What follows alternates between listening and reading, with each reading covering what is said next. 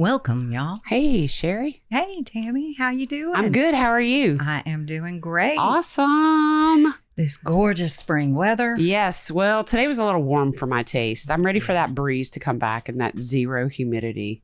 Harold, thank you for camera switching. What you drinking? Oh, me? Yeah. It was supposed to be Tito's and cranberry juice, but I think it's a whole lot more Tito's. That looks like pink lemonade, like for real. Did you overserve yourself? I think I did, but it goes with my top. You know, it's Oh, color it coordinating. does. That's good to color coordinate your drinks with your clothing. So how you been? Oh, pretty good. Pretty good. Still doing a lot of work, but we are at the finish line for the extra hours. It's been 12 months of a nightmare. Wow.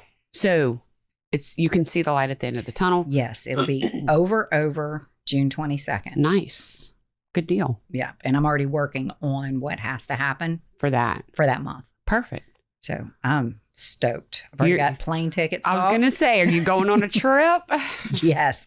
We're going to Utah, like early summer. Going to see that grandbaby? Mm-hmm. Good. And she is counting down the days. Awesome. She's been blowing my phone up. I get FaceTime calls from her. How old is she? She is 10. She's going to be 11 the week that we head up there. Oh, cool. Her birthday. That's awesome. Yeah.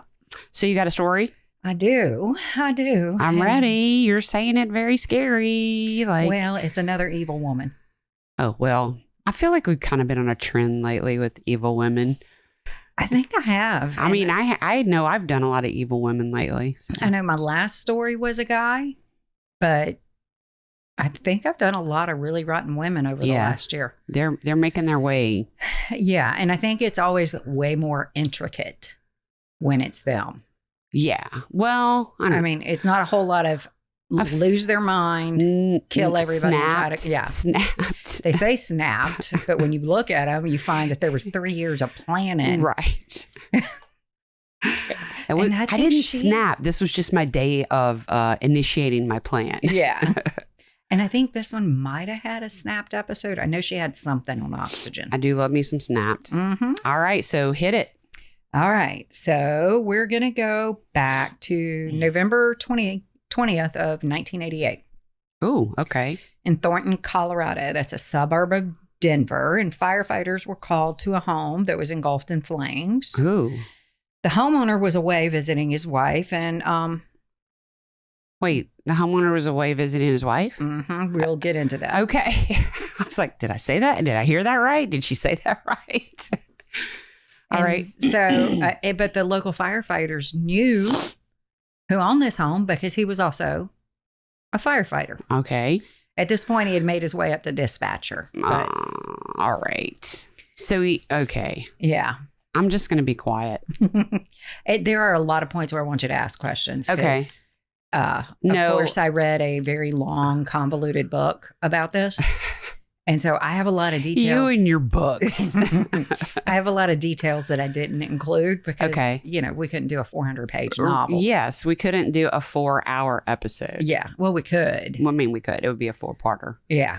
Okay, so anyhow, so the men on the scene, they're kind of pissed because they could tell, even the, average Joe firefighter could tell this was arson right away. There were pour patterns, stuff like that. And they were really pissed that someone had torched the home of a firefighter. I'm not going to say anything. And then they noticed that both of this guy is Glenn. Okay. The guy that lives in the house. Mm-hmm. All right. They noticed that both his Camaro and his, knockabout pickup truck. So Glenn's got 2 cars and he's going to visit his wife somewhere. Yes. And he's a firefighter and his house is burned down and it's obviously arson. I think we can all draw some conclusions. We can draw some conclusions. Okay. But Glenn Harrison, conveniently, Harrelson, like Woody. Okay, Harrelson. Mm-hmm. So conveniently, he is visiting his wife and managed to have both of his cars away from the house. No, they're at the house. Oh, they were at the house. Okay. Yeah. So everybody's like, wait, what? Gotcha. Where's Glenn? Okay. They call the fire station. He's not supposed to be there till 6:30. So he's not missing. So they're assuming, yes, he's still visiting his wife. Okay. Okay. And But the investigators could tell pretty early on that there was no forced entry into the home. Okay. And that the home looked like a robbery, but not really. Like it was staged, maybe. Mm-hmm. Some clothes flung around, a change jar knocked over. Just, yeah. Amateur hour. Mm-hmm. But, once you've done a handful of robberies, you know what a robbery looks like. Yeah. So investigators weren't really fooled by this robbery look. And then they found Glenn's body in a crawl space. Oh, here I was thinking Glenn did this. Hey, that's good writing there. Well, I'm glad that I just held my tongue. But poor Glenn. Is in a crawl space. So the autopsy / investigation showed that the home was set on fire after, that it was intentionally set after 44-year-old Glenn was shot in the head twice. God. So there's no chance that this is anything but murder. He did not die from smoke inhalation. He did not die from smoke inhalation. It wasn't a suicide. Shot in the head twice? Yeah, because he'd never met the Clintons, so there's no... Sorry, that's going to be my only political at all thing, but that crap's funny. That was funny. Harold said that was funny. Okay. All right, so how did we get here? Do tell, because I'm very interested in the I'm going to go visit my wife part. Oh, yeah. Because I'm sure Harold would like to know how he can get in a situation where he can go visit his wife. Yeah. I'm not sure if he's going to like that. Oh, okay. Okay, so this is a very weird, very long story with a whole lot of people putting up with more crap than they should have for a very long time. I'm ready. I'm ready for it. Okay, so the story starts 40 years earlier and across the country in North Carolina. Mm-hmm. Sharon Douglas was born to a strict Seventh-day Adventist family. We were just talking about them before we walked in here because I was watching one of those shows about the keep sweet, pray and obey. It wasn't that exact one, but Seventh-day Adventist. Seventh-day Adventist. Wait, is it? No, I'm thinking of Latter-day Saints. Okay, sorry. That's a little different. That's Got it Mormon. different. Seventh-day Adventists are... just really, really, really, really strict. They believe in denying the body to increase the spirit. Yeah, they can't eat crawfish. They can't. And that's terrible. And they can't drink and they can't have caffeine and they can't take place in anything worldly. And there's a lot of different... How do they even have kids? You can bang your husband. Okay. That's totally biblical. Okay, that's good. In fact, you're ordered to do that. So tell me... How did we come to this religion in this story? Because that's how Sharon Douglas was raised as a Seventh-day Adventist. I'm going to write her name down because I'm assuming she's an important figure in the story. Okay. Yeah. And so you can't, there's just a lot of things you can't do. Like boring foods that we have were in America were developed by the Seventh-day Adventist. Oh, okay. Like graham crackers, before they used to be sweetened, they developed them. Animal crackers. And cornflakes and stuff like that. Just really plain food, because if you deny yourself, then you can grow spiritually. Give it to God. Yeah. And they also, most of them don't eat meat. They believe in a very natural diet, all of that.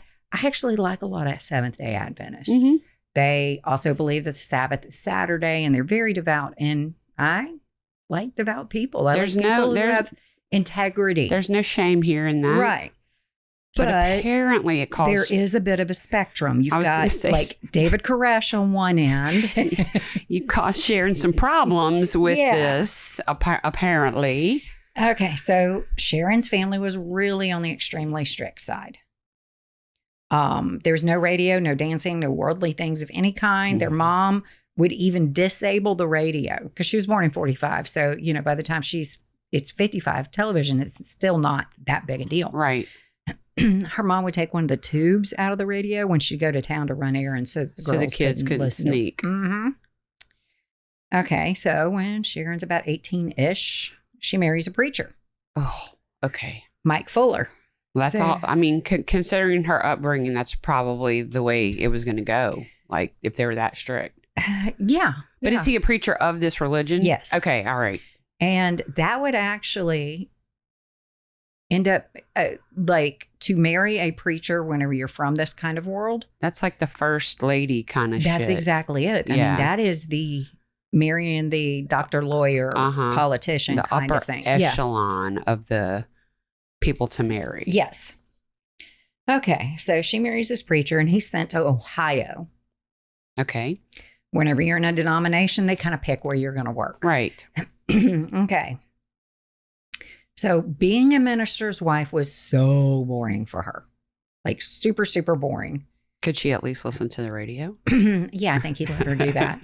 He wasn't a whole lot of fun, but there wasn't anything wrong with him either. He was just following the religion. Religion's not a fun religion. He was working his butt off. He wasn't this overly emotional, super romantic guy. Yeah. But he was a good guy. Mm-hmm.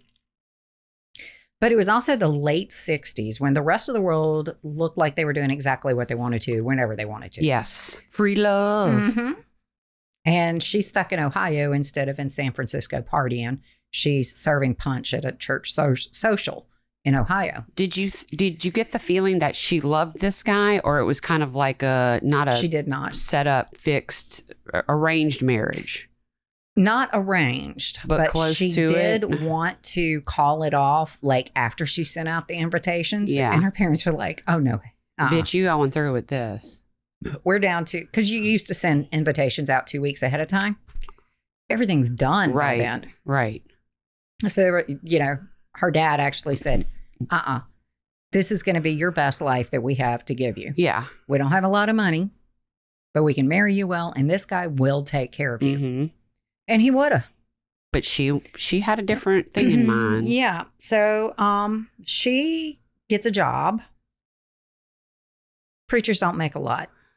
Okay. And when you're coming up in a denomination, after you immediately graduate seminary and start working, you get churches with small amounts of people in them. Right, right. You kind of graduate. You got to build your flock. You got to build your flock. And they often will move you to more metropolitan areas. Okay. Where there's more people. I got you. What are you going to do with 200 people? Right. If you can't handle the 20 that's down, in that small county, how are you going to handle 200, 400, 600 people? Right. So it's just like any other job. You got to work your way up. Yeah. Okay. So she gets this job at a printing company. Knowing God doesn't give you an advantage, and you just get to go right in to be the top preacher or minister. Well, and people suck. But, oh, God. Yeah. Yeah. I mean, you're right. God loves them. So we got to love them. But they're hard to deal with. Yeah. So anyhow, she gets this job at this printing shop. And the owner of the printing shop is in his 50s. She's like 22 by this point. And they have an affair. Okay. I think she might have been 23. They have an affair. Oh, that makes it okay then if she was 23. She gets pregnant. Oh, my gosh. She starts to pass it off as Mike's, her husband. Yeah. Eventually, they have an argument, and she says the baby's not even yours. Oh, girl. But Mike, being the good, decent, honorable man she is, I'll still take care of the baby. I'll take care of the baby. I'll take care of you. I think he went and had a discussion with the old man that was banging his young boy. Okay. But he did the thing. Mm-hmm. He took care of him. Mm-hmm. And they're married for a while longer, and she gets pregnant with Mike's child finally. They have a baby. Good. But she can't keep her freaking legs closed. Oh, I was going to say she's finally keeping it at the house, but no. No. She has an affair with somebody in the church. Oh. And it's this great big to-do and humiliation. Of course. So they get moved out west.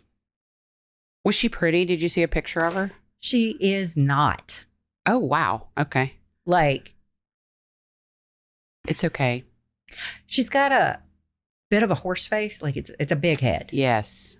And she's just not pretty. I mean, she's a church 7. Well, I'm thinking Harold what says it is. She she's might a be, church 7. And I feel like it's lower than that. When I travel, I notice that those of us who live in the deep South have a higher standard of what's a pretty face. Oh, yeah, I guess so. Yeah. You see, Butterface. Yeah. Yeah, this is a little bit of a butterface kind of mom. Wow, and she's just slinging that V everywhere. Everywhere. Well, maybe she had good voodoo punani, you know?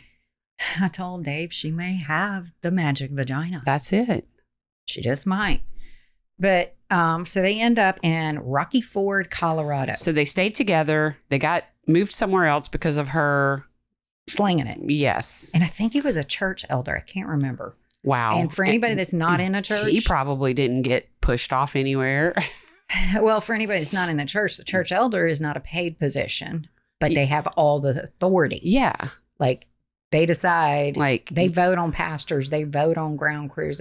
They're in a lot of places more important than the pastor. They're like the board of directors of the church.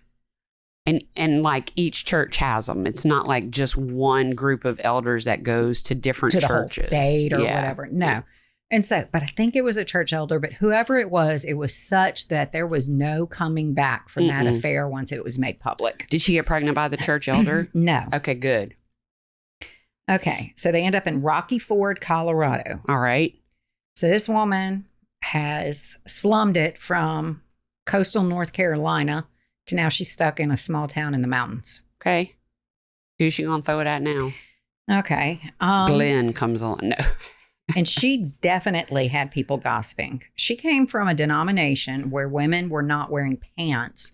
This is early 70s by this point. Yes. They're not wearing pants unless they need to. Like if they're out dealing in the fields or, you know, horseback riding. Or, even then you can wear your jean skirt, you know. But I mean, well, they weren't like that. They weren't Pentecostal. They just wanted women to really look like women. Gotcha. Which just blows our mind now. But they wanted, if you wore pants when the job required it. Otherwise, you're in a dress. You're in a dress, a skirt. And she was wearing like Daisy Dukes. Yes. Yes. And crop tops. Pastors, what? Yes. And she had a big old peace patch sewn on her ass. She might have.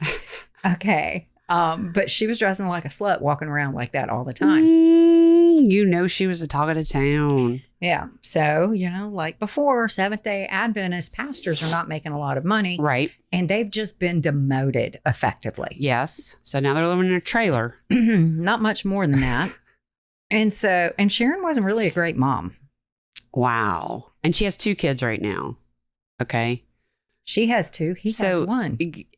Wait. He's raising that other guy's child. Oh, yeah. I was counting that one as the pastor's because he took care of it. Like, he's like, I'm all in. Your house is like mine. There is no step kid. Yeah. Yeah. It's just a kid. Just a kid. Okay. I'm really ready to get into the meat of what this chick has done. Mm-hmm. Okay. So Sharon gets a job at the office of one of their parishioners, Dr. Perry Nelson. He was a married optometrist with 3 children.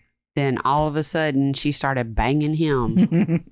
Am I right? You're right. You know where this is going. Okay. So Perry had 2 offices, one in Trinidad, Colorado, and one in Rocky Ford. And his right-hand man was Barbara Ricchetti. She was a widow that helped him grow his business. His right-hand woman was Barbara. Yes. Okay. And Barbara was like, you got to get rid of this trashy girl. Well, she kept her mouth shut for too long. Okay. She had worked for him for a while. He'd had affairs before. Oh, so this is, okay. So she's like, well, this is just another fling. He'll be back with his wife in a minute. Everything's going to go normal. All these years, she had gotten in there with him, helped him double, then triple, then double again the size of the office she was at in Trinidad. That's amazing. That little office that he was only at 2 days a week in the 1970s netted $120,000 a year. That's amazing. That is amazing. She did great. He did great. Everybody's rich. So she's just like, I'm going to look the other way right now. But Sharon comes into town shaking her behind for all the men folk. Yeah. And if you ever read the book, people, because I'll tell you which book it is and all that at the end, Barbara's quotes are chef's kiss. They're awesome. She is this Slavic immigrant. And she don't care. She just loves it. Yes. Nice. Love it. Nice. Okay. So, but Barb had Sharon's number from the get. I'm sure. Okay, and it was not long before Sharon was sharing a bed with the good doctor. Of course. Yeah. We expected that, yes. It was, it takes a while, and the other spouses were way too forgiving. Pastor Mike, and I think his wife's name is Julie. I got it in here later, but there was back and forths, and they got caught, and wow, just on and on and on, keeping everybody's heart broke. I'm going to give you one more chance. Mm-hmm. Okay, but eventually, yeah, it is Julie. But eventually, Mike and Julie say, we're out. Okay, I was going to say, somebody's got to come to their senses soon. Mm-hmm. So is the good doctor and Sharon still carrying on, or is he devastated that he ruined his life? They're still carrying on. Okay. He thinks this is the greatest thing ever. Oh, wow. She definitely has magic shit. Yeah. He does hate that he's not living with his daughters anymore. But I'm getting the V every day. Every day. Yeah. Okay, so what Dr. Perry did not know is that this all didn't happen organically. She planned this shit? She planned it from the beginning. Like, I'm going to, where would you say they were in Colorado? Rocky Ford. I'm going to Rocky Ford. Let me do some research around town and see who the richest person is in town. Do you know what a tithe is? Yes, I know what a tithe is. To the church? Yes. She had the tithe records of the church members. Oh. And she picked Perry based on how rich he was from those tithe records. Well played, Sharon. I know. And that is some nastiness, right? Mm-hmm. Mm-hmm. So that's just wrong. That's just wrong. I mean, that's betraying her husband. That's betraying God. That's sneaky. That's lying. That's everything. That's like being the person in your office who does payroll and then you go demand a raise because you know how much everybody else makes. You can't do that. Mm-mm. You can't do that. All right. So she loses custody of her kids. Okay. Mike moves away to Denver with him. I think he even moved further later. So he took the kids. He took the kids. Okay. Even the child that's not his. Yes. Good for him. Julie Nelson has custody of hers. Of course. Takes them to California. Okay. One of them tries to come back and spend time and live with her dad. But Sharon did a whole lot of underhanded things to her and ended up breaking entirely that father-daughter bond. Mm-mm. In 1977, Sharon gets pregnant with Perry's kid. They get married. Oh, this is just... How many times am I going to say, oh? You're never going to stop, not until the end. These two would go on to have one more child. So they had a boy right out the gate, and then they had a little girl.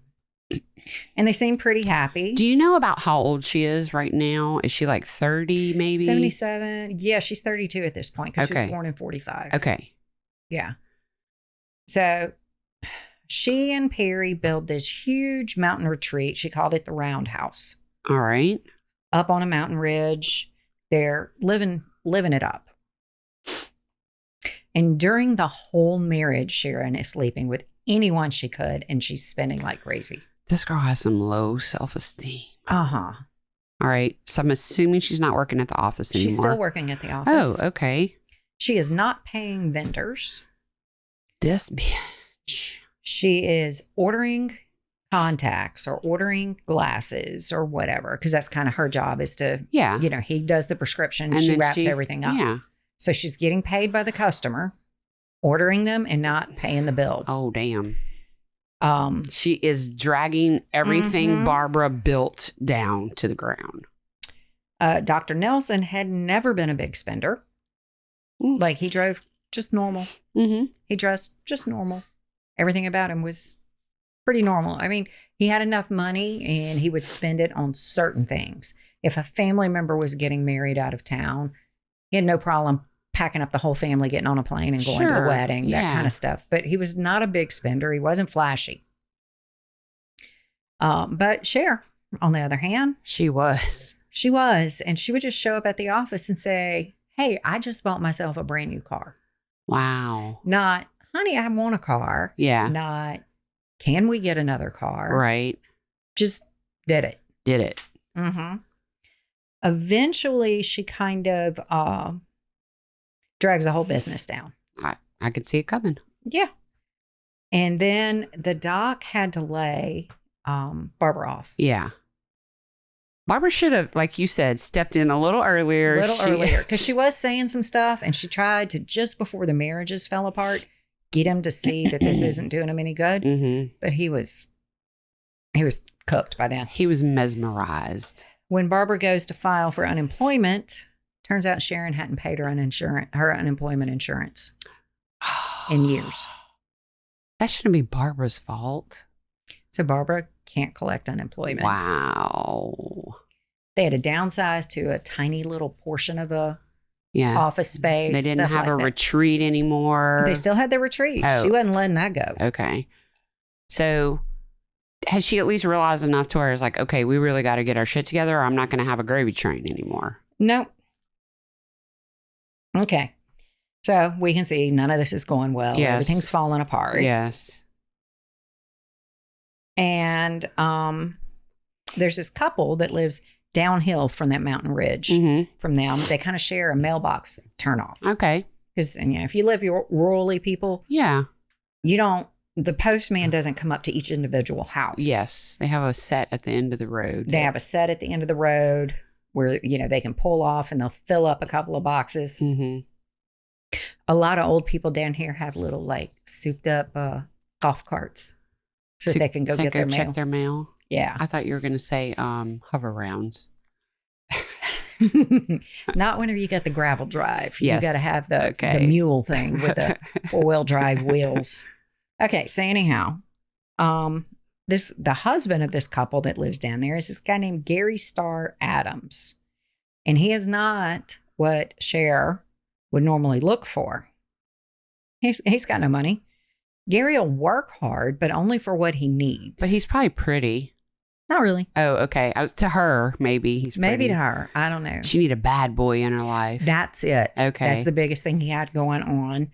He was a mountain man and a survivalist. And whenever I say he worked for exactly what he needed, he would earn just enough to pay his property taxes, whatever supplies he couldn't grow on his own. Mm-hmm. I mean, he just had no ambition at all. He didn't care.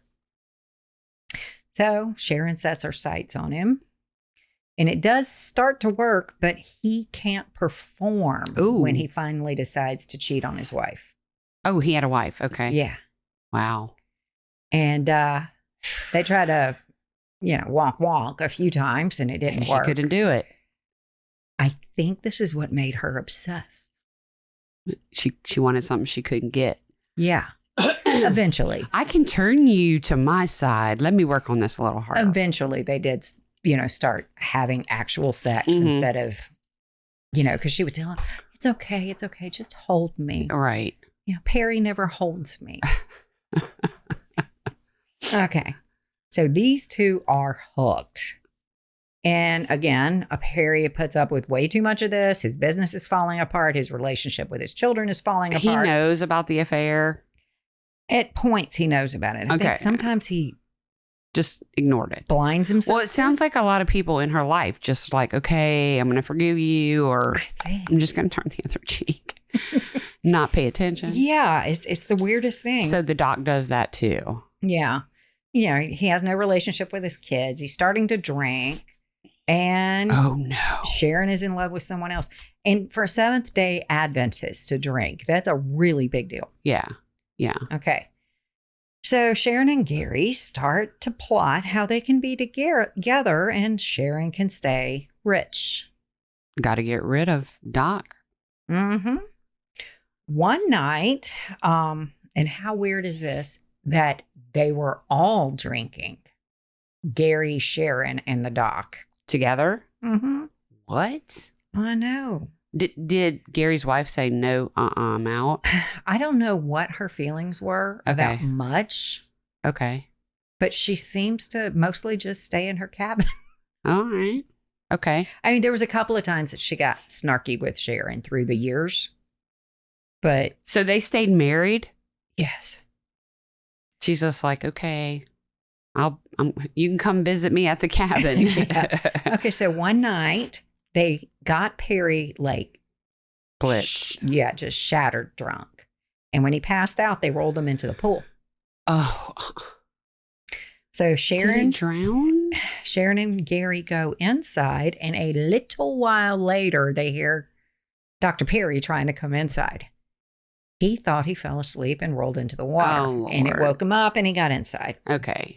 There was another occasion where Gary and one of his friends was going to kill the doctor on a road trip, but they couldn't get him drunk enough to pass out. He's probably scared to ever pass out again. No shit. Okay, but on July 22nd, 1983. All right. Now, all of this has fallen this far apart in 6 years. Wow. That's a lot. Yeah. 6 years. That's a short amount of time for a whole, a whole lifetime of building up wealth and community standing. Yeah. So Perry and Gary are on a road trip. Again, weird. Yeah. And there was another weird element to this. I guess they're getting so broke that hotel stays are expensive for them now. Even Motel 6, they'll leave the light on for you. Yeah, because his little VW, they are kind of fitting it out to where you could sleep in it. Mm-mm. So when he has a conference or something, he doesn't have to get a hotel. He can just sleep in his bug. That's crazy. That is absolutely crazy. I had a bug. You can't sleep in those. Yeah, they were doing some kind of extra where they could lay the seats back and make them connect to the back seats. And it was weird. Just a whole fold out, a futon situation. Mm-hmm. And Perry's a big guy. Like it's not like he's 5'7". Yeah. He's like 6'2", 6'3". He's a big old, Western in the mountains kind of guy. So at one point she called him a long-legged bitch. So he's pretty tall. A long-legged bitch. Yeah, I have been called such a thing. It could be called worse. I was like, I feel you, long-legged bitch. Okay. So Gary has Perry pull over just outside of Golden, the home of Coors. Oh, is it? Yeah, Golden, Colorado. Okay. I don't know my beer stuff. I just know commercials. Okay. And says he has to pee. Okay. So Gary goes out into, roadside. Off the shoulder, woods, comes back and says, "Hey, Perry, I dropped my wallet while I was peeing and I can't find it. Come help me." Okay. So he gets Perry down there. Because Perry's a nice guy. Perry's a nice guy.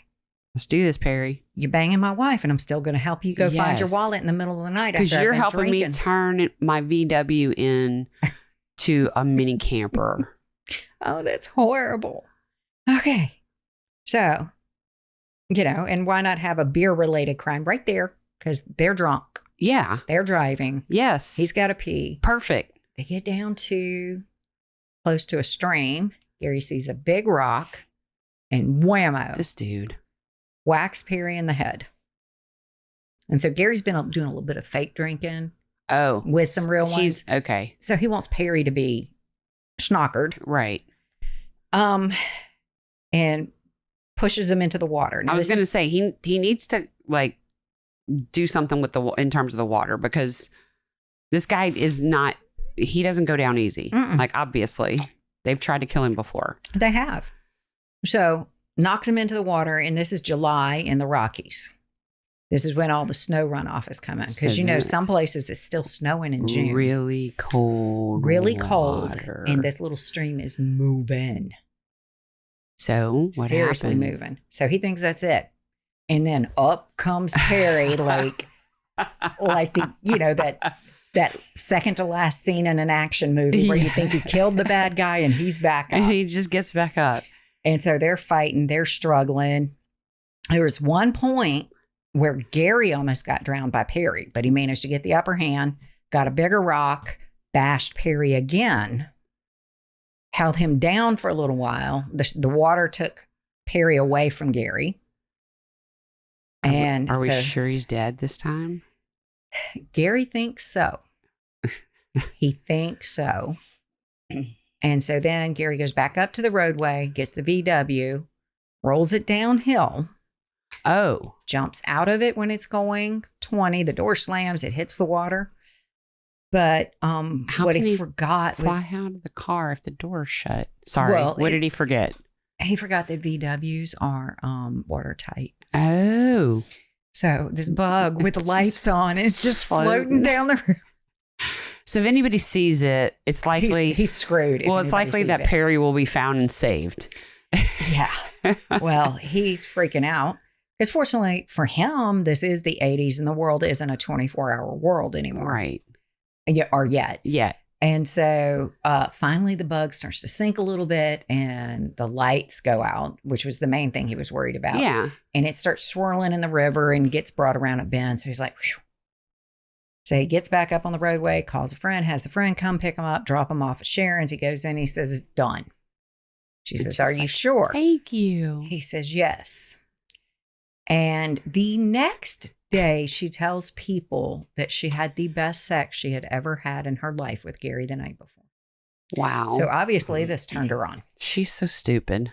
And she's so open about what a scumbag she is. Yeah. It's no shame. Mm-mm. Zero. Mm-mm. Okay. So the friend that, could you imagine your friend calls you and has him pick you up an hour or so away and you get to him and he's beat up and soaking wet with no car and no what do you think he told? I don't know what he told the friend. I would have 10,001 questions because I am that person. Yes. Like, what the fuck? I would have asked him 10,000 questions before I even agreed to come pick him up. Yeah.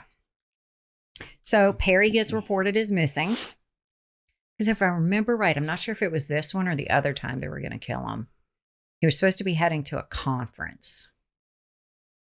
And they reported him missing and he was still alive. They didn't succeed again. Oh, no, they succeeded. No, I meant the previous time. No, but I think he was supposed to be heading to a conference. Okay. So there was a reason for a delay. I gotcha. in reporting him missing. Gotcha. He wasn't supposed to come home that night. Okay, but a couple of days later, this guy is out jogging and he sees this like 2 foot tall mass of metal. Yeah. That was the VW. It had gotten that beat up. Oh my gosh. From the water and stuff? From the water. It was rushing so much and it's in rocks and it's just tumbling. Yes. And it just crunched like a tin can. Wow. Okay. Okay. So that gets called in. And by the time they figure out what it is, Sharon's down filing a missing persons report on her husband. Good. I mean, good in the sense that if he really were missing, that she should be doing that. She should be doing that. So Sharon immediately starts to sell off everything that's not tied down. Girl. The practice. Yes. Perry's guns. Cars. And she moves Gary into the house full time. Wow. And I did quotes on full time because meanwhile, his wife is still living just down the hill. In the cabin. In the cabin, yeah. But, you know, it's not enough for her. That's not enough money for her. He's not dead as far as legally. Yeah, the authority, yeah. So she can't get Social Security benefits. Mm-hmm. She can't get child Now she has to benefits. go send Gary to make sure he finds the body. She really needs to get her hand on the life insurance money. No body, no death. So she's burning through everything she could get out of what they had. Because she's not selling the roundhouse. She refuses. Mm-hmm. August 12th, 1984, a rafter finds a body. Mm. Okay, this is a year and a month later. She is out of money. And the body is in great shape. It's even wearing socks. What? Yeah. Some sources say that he was identified by dental records. Okay. Some sources say he was identified by Sharon. All right. Okay.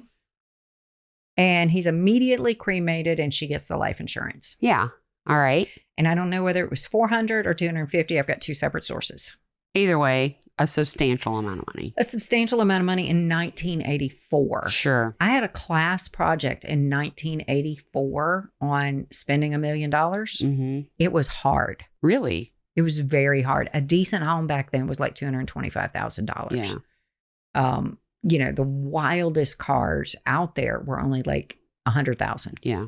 So it was hard to spend $1 million. I could do it. Oh, yeah. I did it. I did pretty well. I'm going straight to the Lexus dealership and I'm getting that $120,000 convertible they have on the showroom floor. I'm buying houses in every city that I have a grandchild. Oh, that's perfect. Yeah. I love that. All right. So, of whatever she did get, she paid Gary $50K. That was his fee for doing the deed. Now, let's stop here for a little bit about this body. Okay. 3 different schools of thought. That it really was Gary and somehow the cold water had kept him okay. Gary or Perry? I'm sorry, Perry. Okay. I was wait, did she kill him too? Like, look, what the shit? The names are Gary and Perry. And Perry. And Glenn. And there's too much similarities. And there's just Mike. Yeah, and then there's just Mike, who got out alive. So yes, maybe it's a good thing Mike. his name. Okay, so it could be. It Perry. could be Perry or not. We don't know. Or not. It could be a rando body.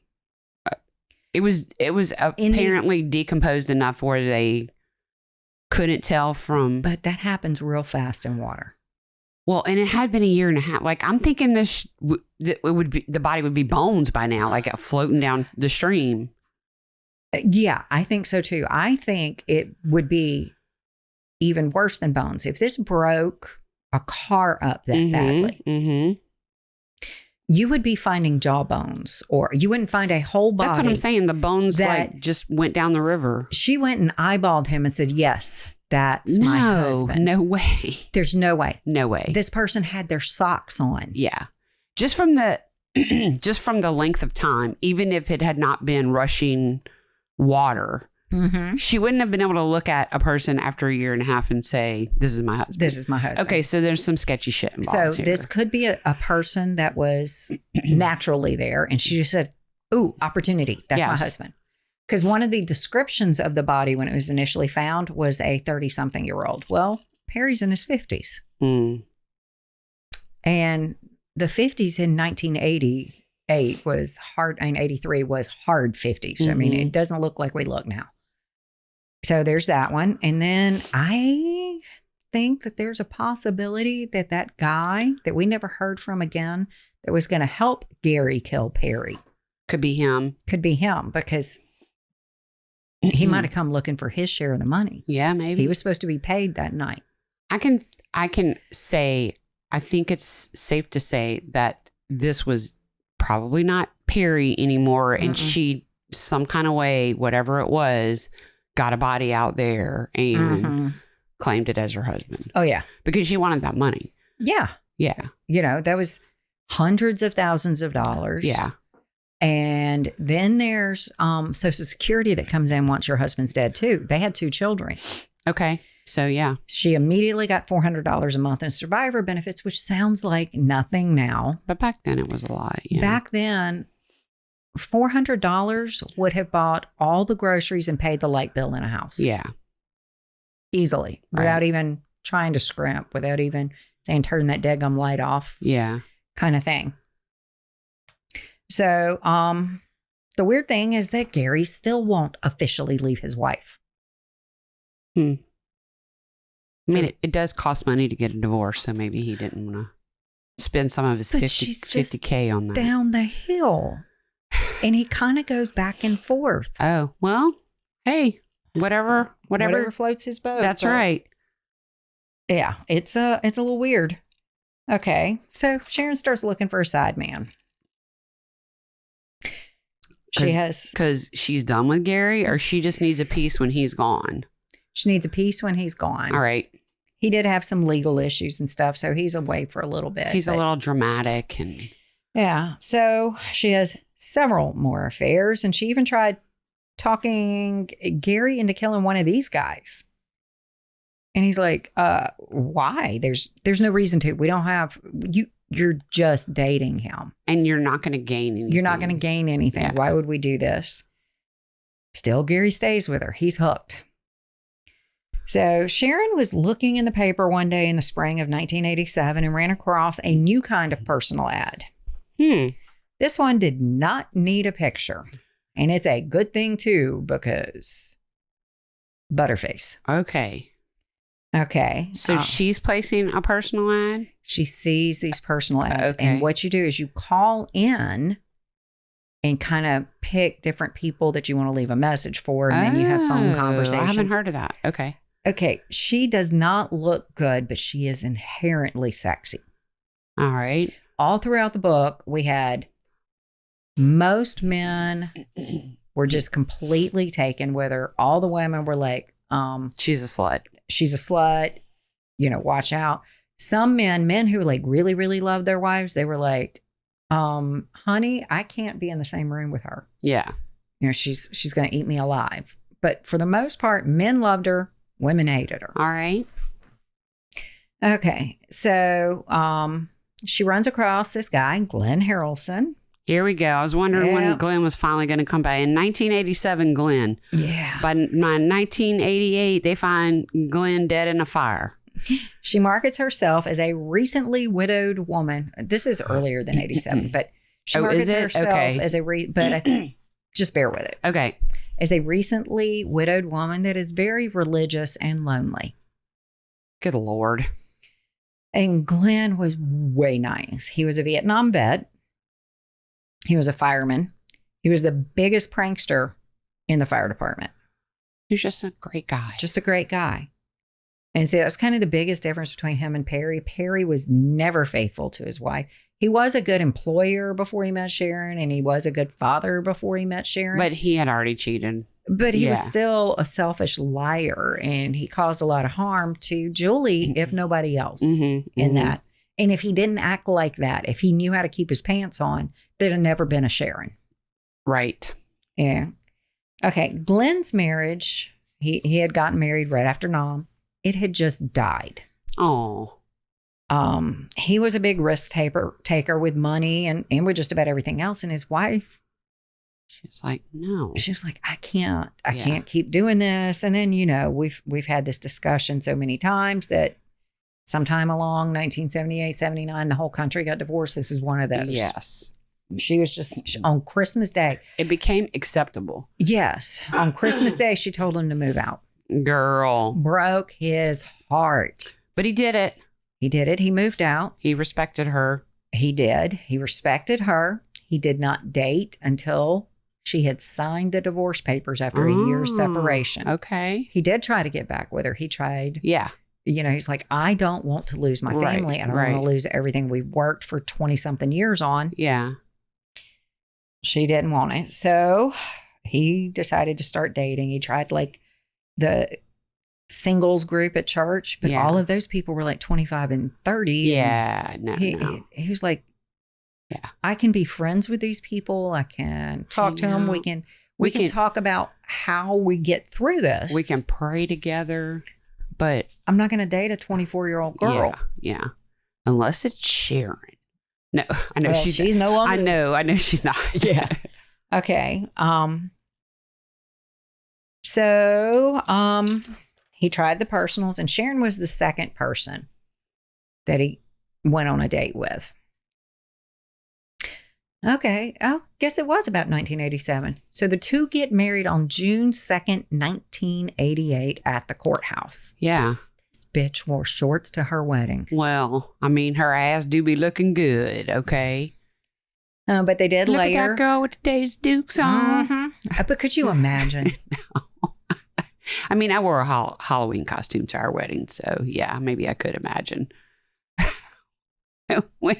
No, it really happens. Yes. You didn't know that? No. Yeah. We got married at our house at our Halloween party that year, so everybody was in costume. Yeah. Okay. What was your Halloween costume? I was Medusa. Tammy. Yes. Okay. I had the 6-day engagement, and we didn't even remember to buy clothes or get wedding rings before we went to the JP. So, did you go in shorts? No, I had a suit in my closet that I grabbed. All right. David, the day we got married, we found wedding rings. Oh, nice. And ran to the JP. And the only reason why we had a 6-day engagement was because it took us that long to get the paperwork straight. And I wasn't going to pay the extra $35 to rush it. To rush it. You are indeed a frugal woman. Okay. So anyhow. So they It's quick. It's quick. This happened quick. And then his mama said, please, Glenn, come get married at church too. So they did. They went to Des Moines, where his family lived, and got married. And after... And you said they got married in July, right? June. Okay. Yeah. So after a while, Sharon takes her kids back to the mountain home. So Glenn becomes a commuting husband. Oh my gosh. She says, I can't raise my kids in a city. All right. So that's where the I'm going to go visit my wife came in. And firemen don't work like no 5 on 2 off. Right. So he commuted back and forth to go see her. So he spends his off days up with her. And then in the week, he's down there by Denver. Well, Sharon and Gary are starting to carry on like the old days. Of course, because she can't go 5 minutes without a dick. Okay, they get married in June.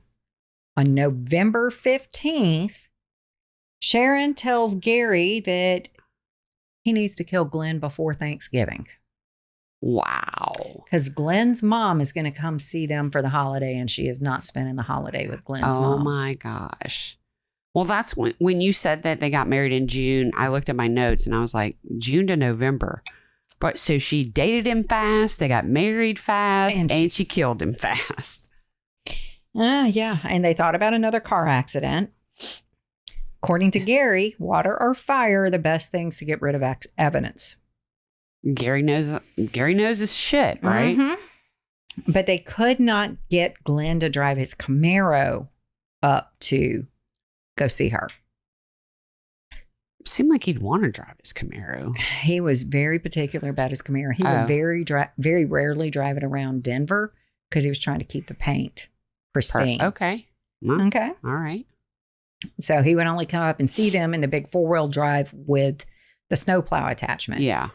Which makes falling off a mountain road and dying much less likely. I gotcha. Yeah. So Sherri tells Gary that she also doesn't think it's a good idea to do it too close to home this time. And so she also says, I need proof that he's dead this time. Bring me back his tongue. Well, she wanted his wedding ring. Oh, girl. Because that cheap bitch gonna go pawn it. Probably so. Meanwhile, Glenn's friends are seeing some changes in him. He's getting depressed. He's getting antsy, anxious. He's not sleeping as well. He's not the prankster he used to be. He's not the prankster he used to be. And, that just sucks because nobody said anything. Nobody was like, hey, let's get out of there before it gets any deeper. Yeah. But I don't think he would have. He was not the leaving kind of guy. She knew which guys to pick because none of these guys were the leaving kind of guy. Right. Look at Gary.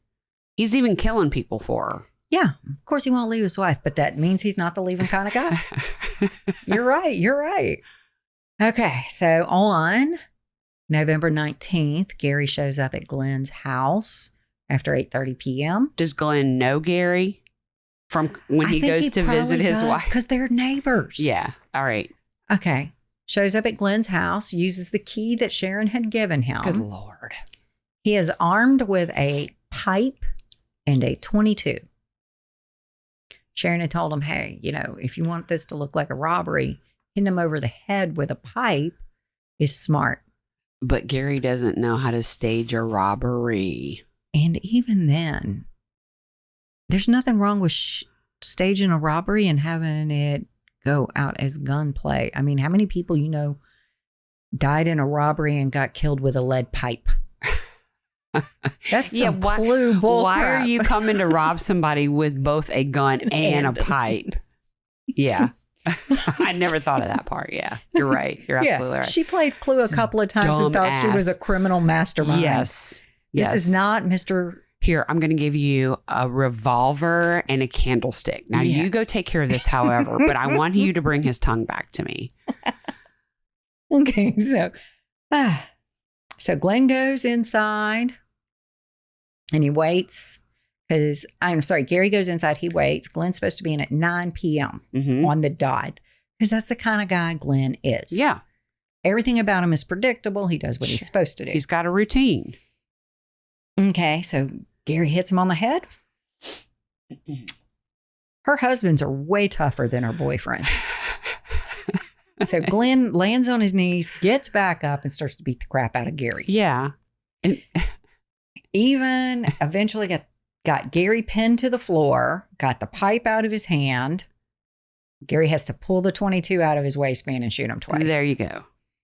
And why didn't you start with that, Gary? Yeah. And so he goes around the house and he does the stupid stage burglary thing. He's got the wedding ring. He goes downstairs to the basement, takes off the cage because there's burglar bars there. Oh, all right. Takes that off, then goes back out to the garage, shoves his body in the crawl space. Yeah. Lights things on fire. Leaves, locks the door behind him. Wow. One of the biggest reasons why they knew that the whole robbery thing was staged was because that one window without the burglar bars. Because I'm like, did any of the rest of the house have burglar bars? All the rest of the house. Okay. Did. All right. So they had one window that looked like it had been breached, except for there were spider webs all over that window. Nobody had come in or out. Fucking Gary. Bro, you had one job. Gary, you piece of shit. Oh, and then again, how does she think she can get away with two dead husbands this close together? She's stupid. I think the first dead husband gave them confidence. Yeah, of course. It made them feel like they were criminal 100%. Yes, yeah. 100%. So they don't last long under investigation. Mm-hmm. On November 20th, 88, the co-conspirators were arrested. That's like 2 days later or something? It was the day of them putting out the fire. Oh, the fire Jesus department Christ. Yes. Sharon Neslin was charged with 2 counts of first-degree murder, as well as conspiracy and solicitation to commit first-degree murder. Both defendants, she actually had called the investigators to a Pizza Hut and confessed to both murders. What? Yes. She's like, hey, guys, I need to talk to y'all. Yeah, away from my kids. So let's go to the Hut. God. And grab a couple. Do you remember when Pizza Hut Supreme. was a sit-down restaurant? I do. And I remember when they had a buffet. Yes. All that right. was my favorite childhood memory. So they go to the Hut bar and they got those big plastic cups. Hard plastic cups. And they had the best jukebox. Oh, no. My Pizza Hut didn't have a jukebox. Mine did. And they actually put songs I liked in there. Come on down to the Hut, guys. I got a couple things to tell you. So she confessed? She confessed. What the shit? She's so stupid. All the way around. She pled guilty. Gary was not going to plead guilty, but then he found out that she had. Well, and she had turned. I was going to say, if she talked, she told, I didn't really shoot or kill anyone. It was all Gary. It was all Gary. That was her truth. He finally also pled guilty. So they each received 2 consecutive life sentences. Good. There is a reason why we know so much about what was going on, because they sang like canaries. What? Yeah. I mean, they confessed to everything. So the first murder too? Yes. Wow. Yeah. Okay. They talked about everything. Bro. Eventually, she did file a writ of habeas corpus, which was denied, saying that she confessed while she was mentally ill. But you also kill people while you was mentally ill. And don't go get married in shorts. Okay, the Nelson children later sued the insurance company because the insurance company kind of thought that Gary and Sharon were in on this together. But paid them anyway. Well, they couldn't prove it. They didn't even start their own investigation in it. They didn't even call the cops. They're just like, this is $250,000. It's not worth it for us to even try to drag this out. They won. The Nelson kids won. There was some weirdnesses in how it was going to get divided up. Anyhow, because there were a total of 5 Nelson children. The 2 with Sharon, and then he had 3 with his first wife. Well, the 2 with Sharon, part of the money was assigned to just them. Okay. When they each reached their age of majority, they split it 5 ways. Okay. That willingly. Seems, so these kids who could have been horrible people. Right. Seems to have turned out into some decent kids. Good. There was one sad thing. what was his name? Logan. I think that's the boy's name. Can't remember for sure right now. When they came to tell Sharon that her husband Glenn was dead, Logan says, Mommy, why do all my dads die? Oh my God. That bitch needed to burn, but she's dead. Yeah. She died in prison. Did? Oh, God. In 2017. I didn't get that part coming from you. Okay, good. So she is dead. What about they won't tell us why. The last what about Gary was at least still alive in 2020. All right. But things get so fuzzy after COVID, and there's surprisingly little, even though this book that I read has been republished like 4 times in 3 different titles. They're just trying to make it work.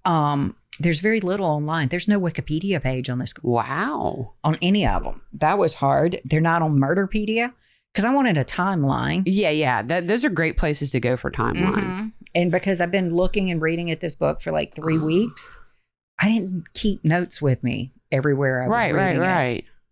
So okay. Sharon, peace out. As far as we know, old Gary Starr is still alive. Gary Bear's in jail. Gary Starr, what was it? Adams? Yeah, still alive. Gary Starr. Makes me think of SpongeBob. Patrick Starr. I know. And it was the double R. Why were people naming men with that double R star for a while? So this time the book is called American Black Widow by Greg Olson, who has done a lot of true crime books. All right. And it was the whole story of this. I may read another Greg Olson book because he is on Audible and Kindle, so I can do that double whammy back and forth. I love me an Audible book. I do. And especially if I'm having a bad ADHD day and I do want to read it and really digest it, if I'm reading along. I never thought of doing that. Then it gets firmly in my head. 2 for 1. Mm-hmm. Thank you for that story. You are very I've welcome. never heard it. Sharon is a slut. Sharon, you slut. Whore shaking her behind. Had to go back to Dan Aykroyd at SNL for that one. You slut. What was her name? Jane, you slut. Okay. I pulled up a true crime quiz. Okay. Have not looked at it. Have not read it. Are you ready? I'm ready. And I'm going to hold back and let you finish questions. Okay. It looks like I'm going to have a multiple choice answer, but you may not need it. Okay. This one is so easy. Like, if you don't get that, we're just going to stop the podcast and I'm going to play Zydeco Mike. Okay. Period. Okay. Which serial killer enjoyed dressing up as a clown and working charity events? John Wayne Gacy. And what was his name? Started with a C, didn't it? Yes. I want to say it starts with a P. Oh. It's not Paco. Oh, God. I just heard it today. I was just fussing somebody the other day for not knowing it. God, what was his name? Pongo. That's it. Okay. So let's go to the next one. Why is it not letting me? Oh, I have to pick John Wayne Gacy. Okay, correct. The St. Valentine's Day Massacre is associated with which famous criminal? And I can give you 3 choices. Go ahead, because I think I know who it is. Al Capone. That's him. Okay, let's see. Click. Correct. Which man was the most prolific known serial killer in United States history? Would you like the 3 choices? Yes. Gary Ridgway, Jeffrey Dahmer, Paul Knowles. Gary Ridgway. And I have no idea because I got to click it to see what the answer is. It's the Green Correct. River. Yeah. The only one is that guy, the pig farmer guy. Oh, yeah. But he was Canadian, wasn't he? No, I don't remember, but I did a pod on that one. Okay, let's see. This one, you're probably going to ace it without. Anyway, in Chicago, criminal H.H. Holmes had a house in Chicago that eventually bore which nickname? Do you want me to give you choices? Mm-hmm. The Dungeon, Fraudville, Murder Castle. The Murder Castle. That's correct. All right. This one, another easy one, in my opinion. Which serial killer claimed that a demonic dog commanded him to commit murder? The Son of Sam. What's his name? Do you remember? Do you want me to read the 3? Because you'll get it right when I read it. Yeah. Dennis Rader, David Berkowitz, Bobby Joe Long. Berkowitz. Yeah, that's it. And Sam was the name of the neighbor's dog. Yes. Okay. All right. We'll do this one and then we'll wrap up. Okay. 'Cause I don't know the answer. How did the angel of death kill most of his elderly patients? Now, I can guess, but I'm going to read 3 to you. He drugged them. He smothered them. He drained them of blood. Drugged them.